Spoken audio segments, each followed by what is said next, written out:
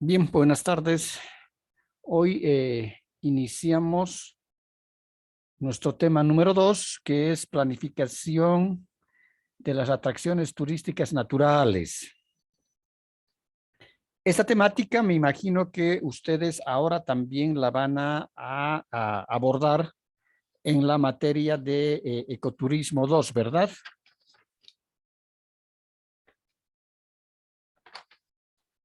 ¿En qué parte están en ecoturismo 2?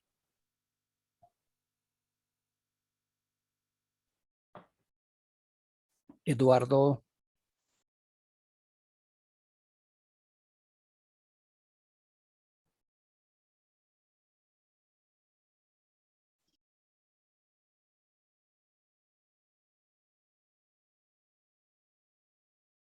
Lorena. Todavía estamos avanzando conceptos básicos, dice vamos nos está empezando a decir la diferencia entre ecoturismo, turismo de naturaleza y turismo rural. Ya, ¿cuál es la diferencia entre turismo de naturaleza y ecoturismo?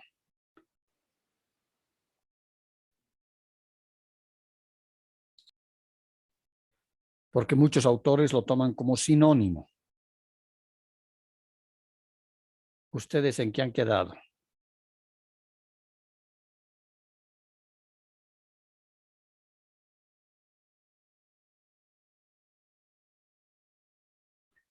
Daniel,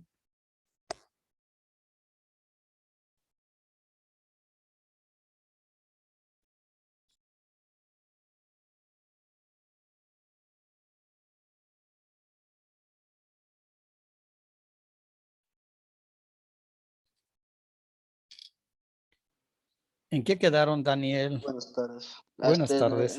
Entre la diferencia entre turismo de naturaleza y el turismo y el ecoturismo. El ecoturismo, lo que entendió, se refiere al cuidado del medio ambiente, lo que es el ecoturismo, todo. Y naturaleza creo que es el paisaje, todo lo que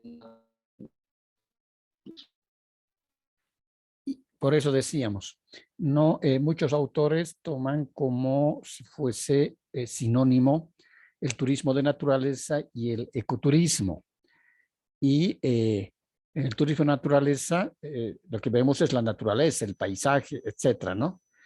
Y otros autores establecen de que la diferencia entre el ecoturismo y el turismo de naturaleza es de que el ecoturismo se desarrolla principalmente en áreas protegidas, en reservas, en parques nacionales. Y eso nos da a nosotros a entender de que estas áreas protegidas están conservadas. Y como su nombre dice, protegidas, ¿no? De la mano del hombre para que no las transformen. Entonces, generalmente, cuando hablamos de ecoturismo, vemos de que los turistas que buscan este tipo de destino están, están buscando espacios físicos donde la mano del hombre ha intervenido lo menos posible. Y si los lugares son más vírgenes, entonces mucho mejor, ¿no? Nosotros cuando vemos la parte de planificación de atracciones turísticas naturales, nos vamos a referir tanto a los atractivos naturales como también al ecoturismo. Es decir, no vamos a hacer una diferenciación como en otros casos y otros autores sí las hacen, ¿no? Nosotros vamos a utilizar la planificación, cuando veamos la planificación de atractivos turísticos naturales, ¿no? Ya sea para el ecoturismo o para aquellos atractivos que sí son naturales, el paisaje, pero que tienen cierta disturbación por la mano del hombre o por la intervención que el hombre haya tenido, ¿no? O haya desarrollado. Eh, por ejemplo, eh, vemos hoy en día que hay muchos parques temáticos, por ejemplo, de naturaleza, ¿no? Como son los parques botánicos, los bosques urbanos, etcétera, que aprovechando esos recursos forestales, los árboles, etcétera, entonces esos espacios se los está un poco protegiendo, ¿no? Y lo que se hace es justamente desarrollar actividades de turismo, ¿no? De turismo de naturaleza. Entonces, en cambio, si nosotros vemos de que nos ofrecen un ecoturismo, diremos, seguramente que va a estar principalmente en áreas protegidas donde el hombre no ha intervenido mucho y esos espacios físicos son lo más naturales posibles, ¿no? ¿Estamos bien hasta ahí? Sí, Perfecto.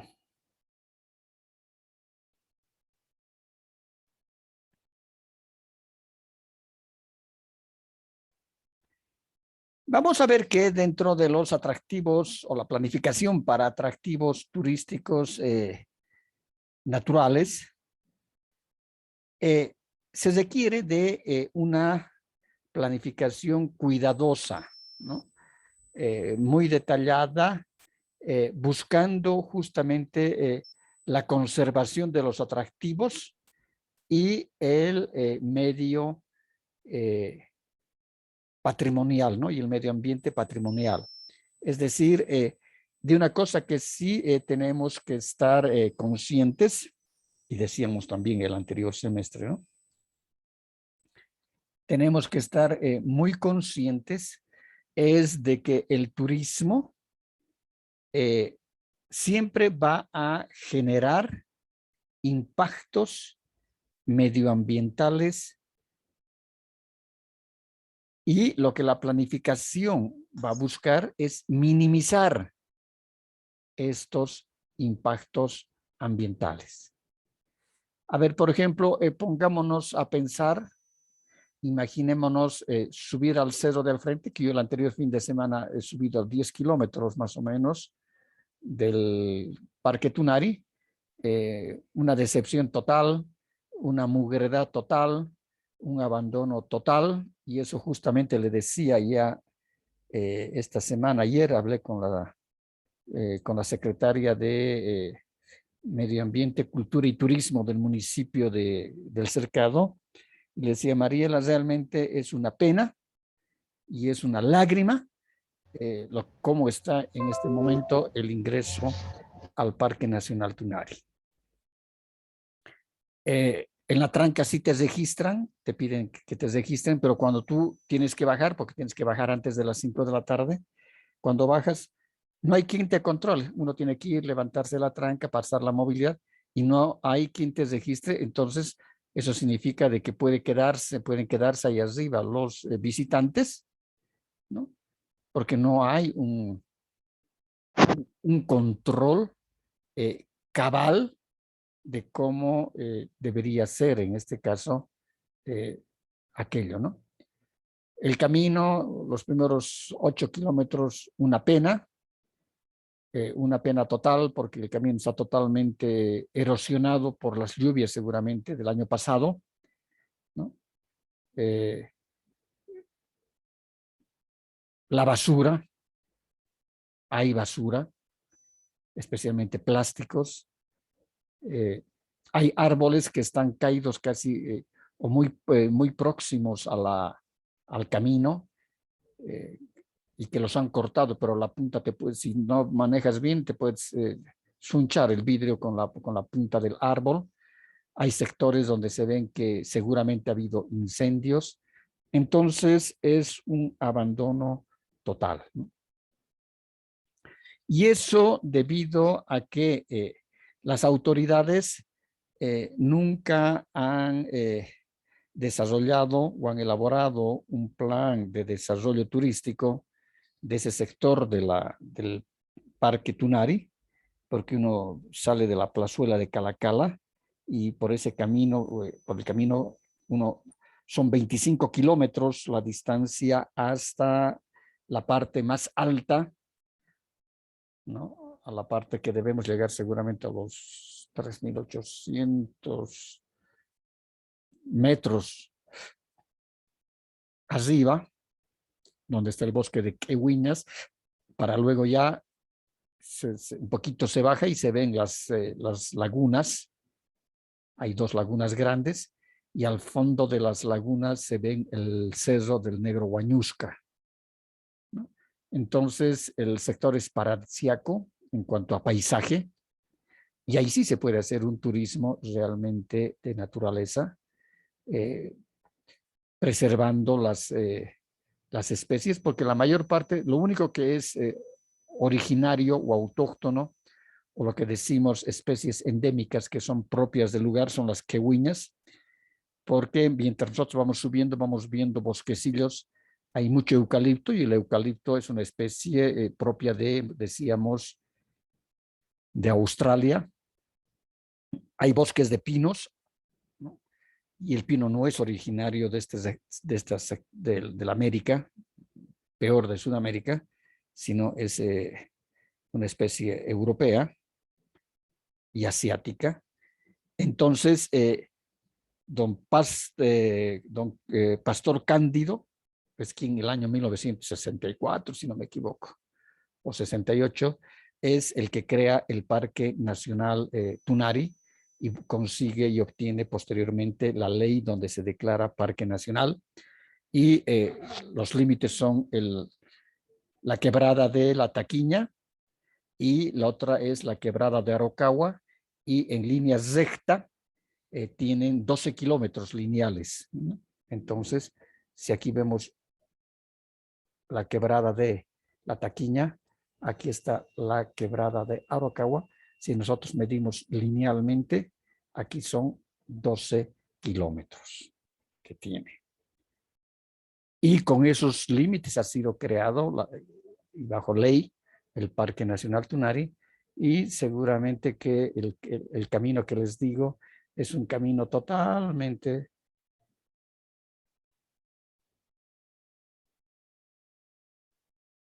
sesgado hasta que llegamos a Calacala, ¿no?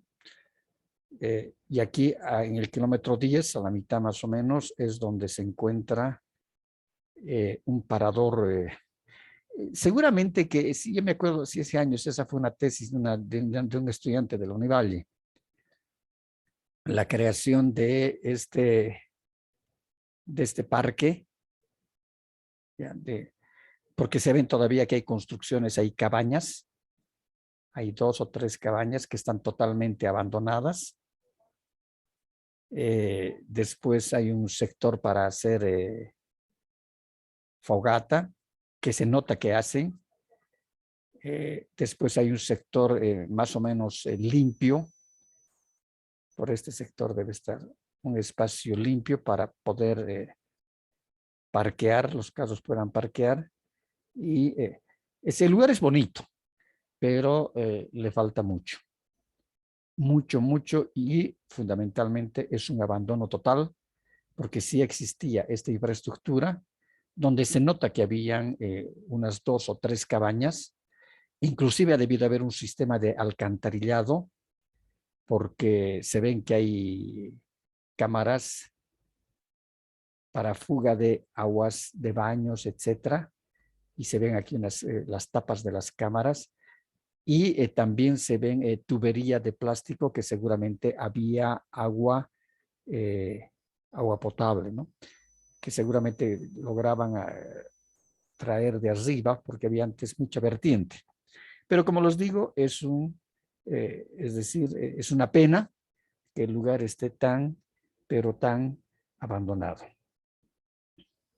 Por eso decimos que se requiere de una planificación cuidadosa para conservar los atractivos y el patrimonio medioambiental.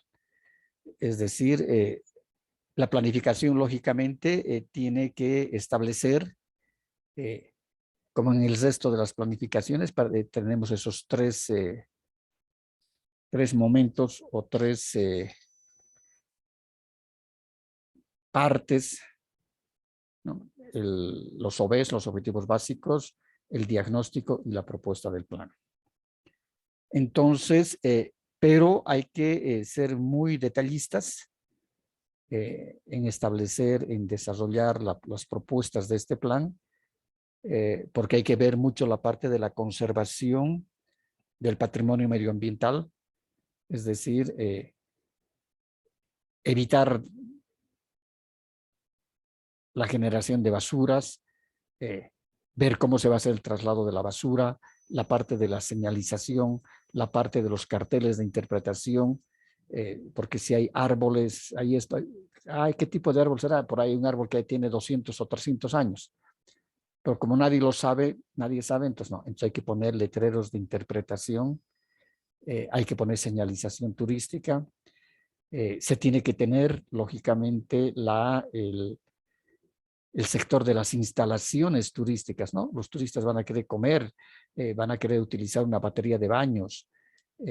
Por ahí, sí, el plan establece que puede existir hospedaje, entonces tiene que haber un pequeño hotel o cabañas.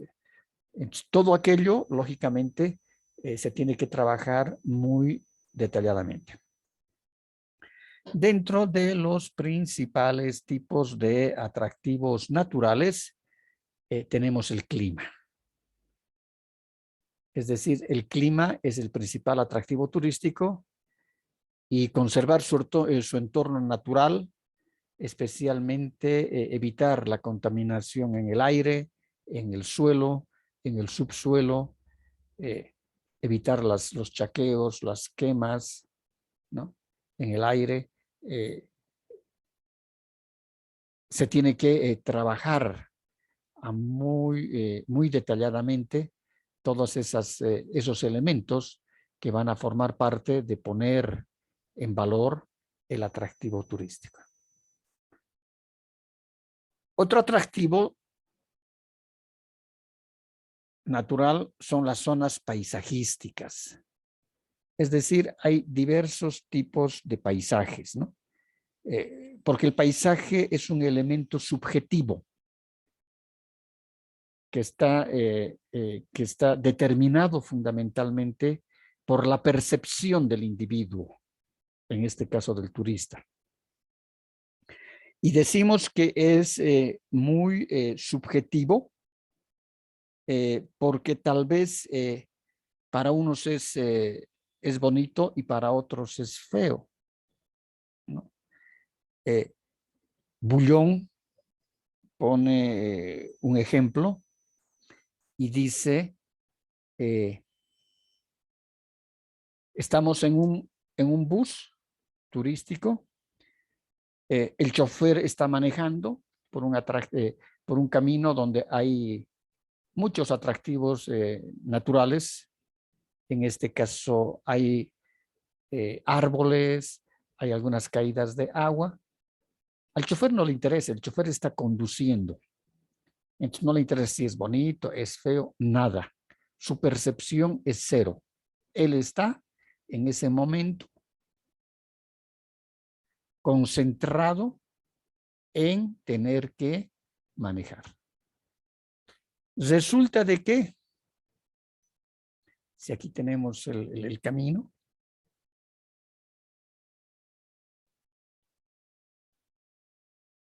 y aquí tenemos los árboles, la montaña,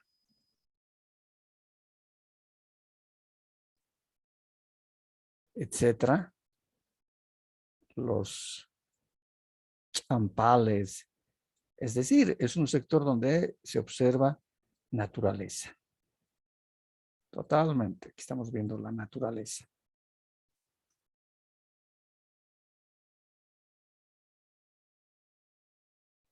Entonces, si nosotros tenemos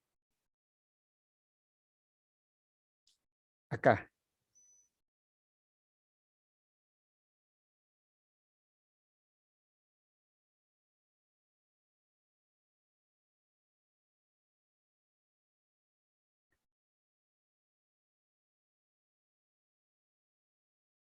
el bus turístico,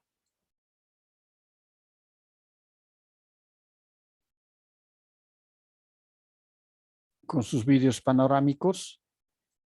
El chofer que está aquí adentro, él está conduciendo. A él no le interesa ver el paisaje, no le gusta, no le interesa ver nada porque él está concentrado en la conducción.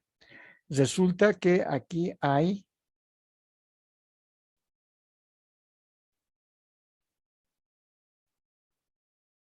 personas que son del lugar. Hasta sombrerito le vamos a poner.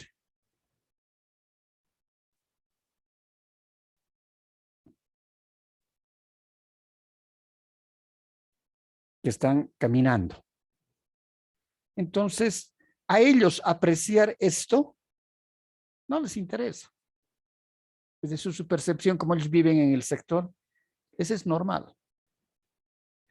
En cambio, aquí hay aquí turistas que están, ahí están las cabecitas de los turistas, ¿no? Los turistas, qué cosa más bella, qué hermoso, miren ese árbol, miren esos pájaros, uy, miren esas aves, ¿a dónde estarán yendo esas aves? Y el guía les está explicando. Y puede que en el mismo bus turístico haya un turista que esté durmiendo.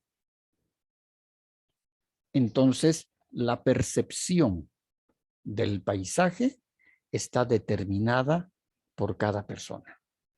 Al chofer no le interesa. A estos lugareños les va que haya o no haya este paisaje. Hay otros turistas que sí dicen es hermoso, es bello, y otro que está durmiendo.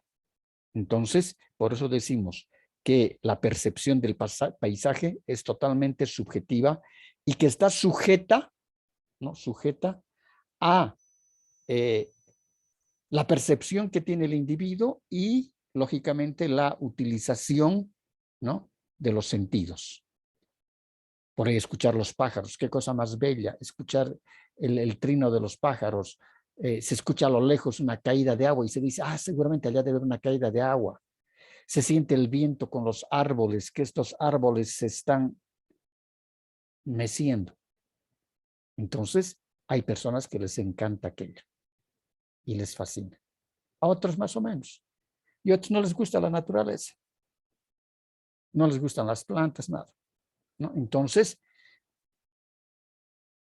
hay paisajes que pueden ser bajo estas características, ¿no? Paisajes que tienen mucha vegetación. Hay también paisajes áridos, como por ejemplo los desiertos. Es un paisaje. Y van a haber turistas que inclusive van a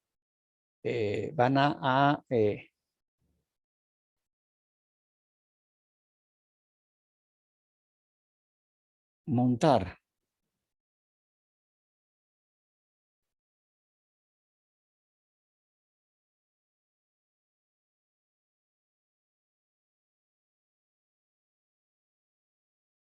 un camello. Ya, ahí está el camello. Ahí está el turista montado en el camello para ver el paisaje árido del desierto. Por eso, el paisaje, decimos, es totalmente subjetivo y está de acuerdo a la percepción que tengan las personas. También hay paisajes húmedos que nosotros llamamos los humedales, que generalmente están ocasionados por el desborde de los ríos. Luego también los accidentes topográficos, es decir, pueden haber cerros, serranías, y aquí hay un bajío hermoso, ¿no? Y aquí vemos la montaña y aquí vemos inclusive los picos nevados. Entonces, este es un sector que tiene accidentes topográficos. Zonas de formaciones geológicas.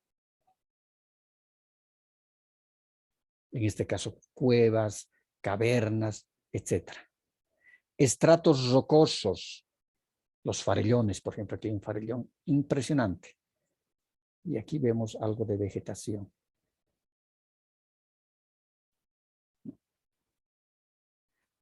Otro atractivo es la flora y la fauna, pero tiene que ser poco habitual.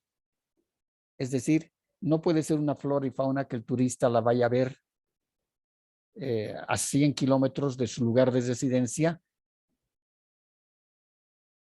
y va a tener que hacer un vuelo transnacional de 10 horas para ir a ver un atractivo turístico que lo puede ver a 100 kilómetros de su residencia habitual. Entonces no va a pagar un viaje tan largo para ver las mismas características de la flora y de la fauna. Por eso no tiene que ser habitual. El trabajo de la planificación va a estar fundamentalmente relacionada a poder identificar esas variedades de las especies de la flora y de la fauna. Los bosques, los animales mayores, es decir, si hay elefantes, si hay rinocerontes, pueden haber guepardos, cocodrilos, no sé. Pero tienen que estar en estado salvaje. Porque si no, el turista, si los va a ir a ver en cautiverio, prefiere ir pues, a su ciudad o un país o una ciudad muy próxima donde habita, ir a un zoológico, que es lo más cruel, los zoológicos, y ver a los animales totalmente encarcelados, ¿no? Entonces, los animales tienen que estar en su hábitat. Luego tenemos las playas con los entornos submarinos, es decir, en este caso pueden ser los cayos, pueden ser las actividades que se pueden hacer de buceo, ver los arrecifes, ver el golpe de las olas en los cañadones, etcétera, ¿no? Después vemos las actividades hidrorrecreativas, son actividades de agua, como puede ser el buceo, puede ser paseos en bote, paseos en lancha, etcétera. Las aguas termales también, ¿no? Y por eso decíamos, dentro de estos atractivos, cuando nosotros hacemos la planificación de atractivos naturales, también vemos los parques nacionales y que en este caso van a ser en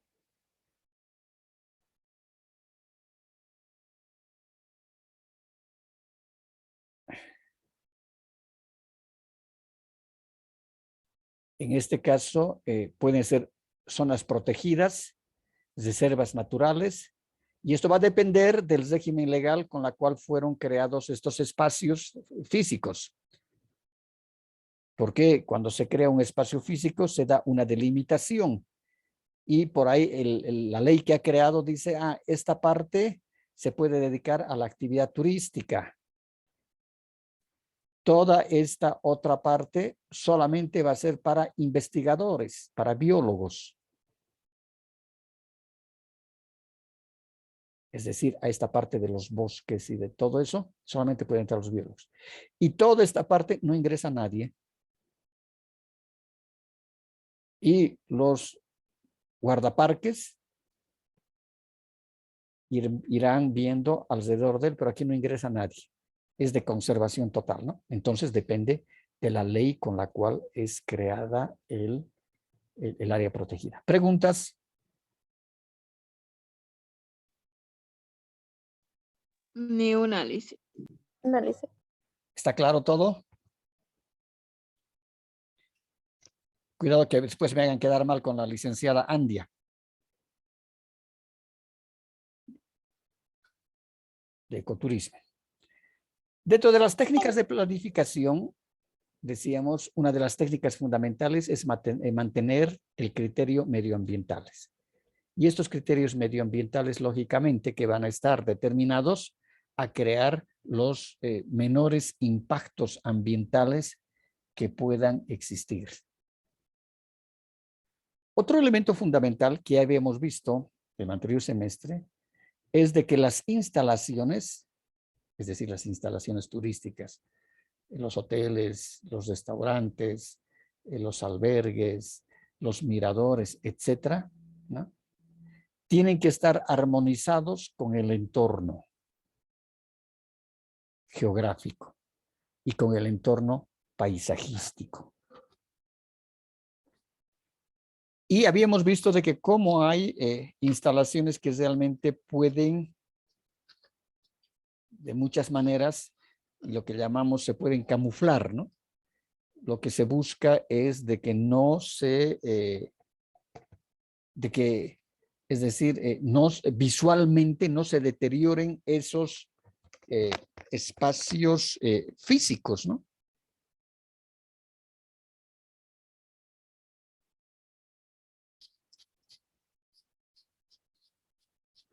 Por ejemplo, no podemos poner a un destino donde hay bastante vegetación, hay bosques, etcétera. Vamos a tener que buscar en lo posible de que el diseño de las instalaciones sean pues instalaciones bajas. Es decir, que su densidad sean de 2 pisos máximo. Y tendrán que ser tipo cabañas, ¿no? Y no podemos poner dentro de, si aquí tenemos todo un sector de floresta, que pueden ser bosques, que pueden ser bosques naturales, por ejemplo, mucha vegetación, etcétera, todo verde, hay bastantes animales, etcétera. No le vamos a poner pues aquí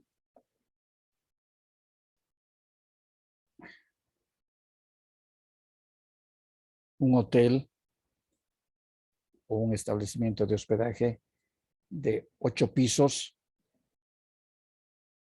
con vidrios o con cristales galvanizados, y aquí va a seguir el bosque. Entonces, pues esa es una aberración total, ¿no? Es un deterioro total, ver una instalación de esta naturaleza. Si podían haberse hecho más bien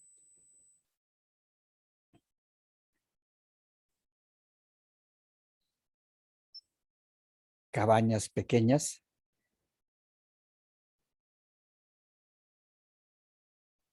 sí, que pueden ponerse vidrios, todo lo que ustedes quieran, etcétera, pero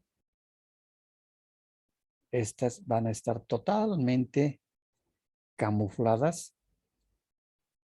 dentro del entorno paisajístico, ¿no? Entonces, hay que tomar mucho en cuenta las instalaciones. Maximizar los gastos, maximizar el gasto turístico y minimizar los impactos ambientales. En este caso, significa de que el gasto tiene que ser alto, el gasto turístico. El turista tiene que gastar, ¿ya? Y tiene que impactar mínimamente, minimizar los impactos ambientales y maximizar, en este caso, el gasto turístico. Eso es fundamental. La planificación del turismo debe integrar a la planificación de las zonas. Es decir, que debe incorporarse a los demás planes. Por eso es que hay que ver el plan del área, toda área protegida, si se va a hacer ecoturismo, toda área protegida tiene su manejo del plan, su manejo del área en base a una planificación. Ahora, si no tiene, hay que ir al CERNAP, en el caso de Bolivia, al Servicio Nacional de Áreas Protegidas. Y si no es un área protegida, igual tenemos que buscar, en este caso, para las instalaciones básicas, por ejemplo, ir a la ABC y ver en qué tiempo va a haber un camino que llegue a este destino turístico, porque la carretera principal está acá. Aquí está el camino principal.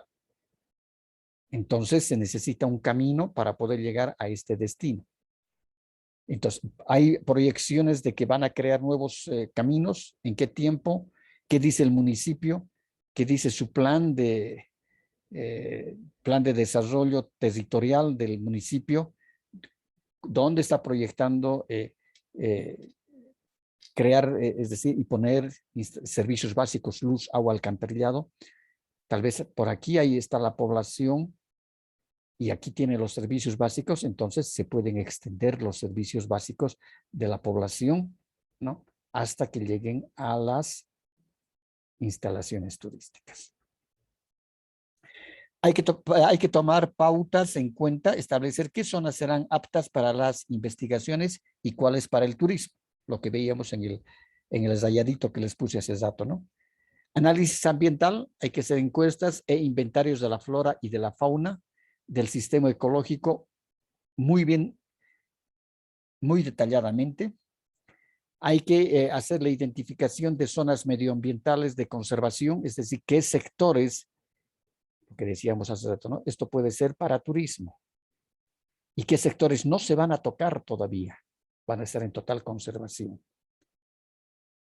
Hay que hacer la proyección de visitantes y compatibilizar con la capacidad de carga. Ustedes van a llevar en Ecoturismo 2 cómo se hace la medición de capacidad de carga y seguramente que van a trabajar bajo la metodología de un autor mexicano que se llama Cifuentes, que pide Cifuentes.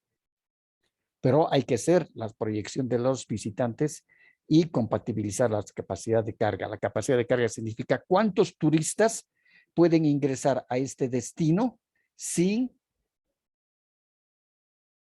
que hayan impactos muy grandes, sino minimizando. Luego hay que ver la proyección de las necesidades de los visitantes. ¿Qué es lo que buscan los turistas? ¿Qué tipo de actividades desean desarrollar? ¿Cuánto están dispuestos a pagar por esas actividades? ¿Cómo les gusta apreciar el paisaje desde arriba, de abajo, etcétera, para construir los miradores, etcétera? Y como en todo tipo de plan, la formulación del plan va a incluir programas y proyectos, ¿no? La formulación del plan significa de que tenemos que elaborar programas y tenemos que elaborar proyectos. Y lógicamente que también hay que hacer el análisis de los impactos ambientales. Y veíamos que estos impactos ambientales son impactos en el aire, impacto en el suelo, en el subsuelo, en el aire, etcétera. Pero hay que hacer esos, hay que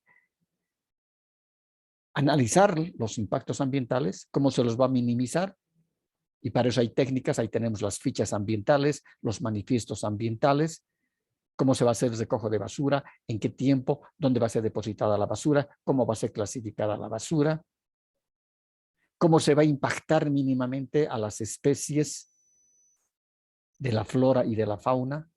Tal vez este camino no valga la pena hacerlo por aquí porque hay demasiadas madrigueras. Y tal vez había que irse un poco por otro lugar, más aquí abajo, tal vez, para llegar acá. Porque vamos a dañar demasiado haciendo este camino para llegar a las instalaciones o al atractivo mismo. Entonces hay que hacer esos análisis medioambientales. Y lógicamente que hay que ver también la aplicación y la gestión del plan. ¿Preguntas? ¿No hay preguntas? No, Lice. ¿Todo claro? Sí, Lice. Perfecto. Que les vaya bien. Hasta la siguiente clase.